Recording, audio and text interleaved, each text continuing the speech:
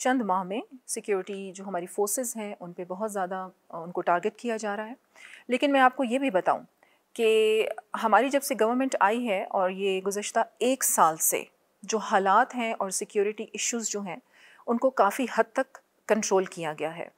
और देखें, जब भी बलूचिस्तान तरक्की की राह पर गामज़न होता है तो हमारे दुश्मन सर उठा लेते हैं और वो इसी तरीके से आप देखें कि एक जो हमारा सूबा है उसको तबाह करने की कोशिश करते हैं और इस किस्म के हमले करते हैं कि जो हमारा एक तरक्की का सफ़र है वो रुक जाए। लेकिन इस बार हमारी गवर्नमेंट जो है बहुत ज़्यादा वेल फोकस्ड है, बहुत ज़्यादा डिटर्मिन्ड है और हमने इन वाक़यात के बावजूद भी अपने तरफ तरक्की के सफ़र को जारी रखा। आप ये देखें कि हमारी एफसी है, हमारी आर्मी है, ज़्यादातर अटैक्स उन्हीं पर ही होते हैं और ज़्यादातर एरिया जो सिक्योरिटी के हवाले से जो हमारे लोग देख रहे हैं वो लेवीज़ है, हमारी जो लेवीज़ फ़ोर्स है।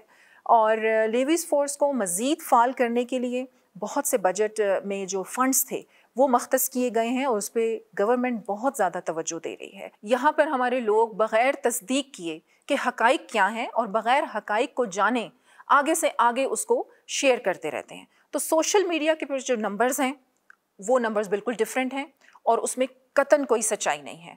और अगर मैं आपको सच बात बताऊं और ये बताऊं कि वाकई में मिसिंग पर्सन, देखिए मिसिंग पर्सन यहाँ से बहुत सारे लोग ऐसे हैं जो अपने गलत पासपोर्ट्स बनाकर किसी और मुल्क में चले जाते हैं नौकरी के चक्कर में या पैसा कमाने के चक्कर में। क्या आप उसे भी मिसिंग पर्सन्स में डाल देंगे?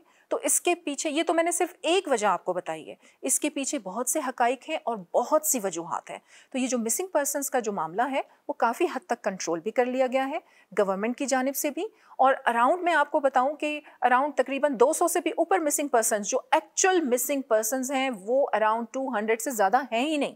ये सोशल मीडिया का प्रोपेगेंडा है। बल्कि आपके इस प्रोग्राम के तवस्सुत से ये जितने भी बलूचिस्तान के ख़िलाफ़ ग्रुप्स काम कर रहे हैं, मैं उन्हें भी यही कहूँगी कि इस लड़ाई से कुछ हासिल नहीं है। आपके बलूचिस्तान का नुकसान है, आपके लोगों का नुकसान है।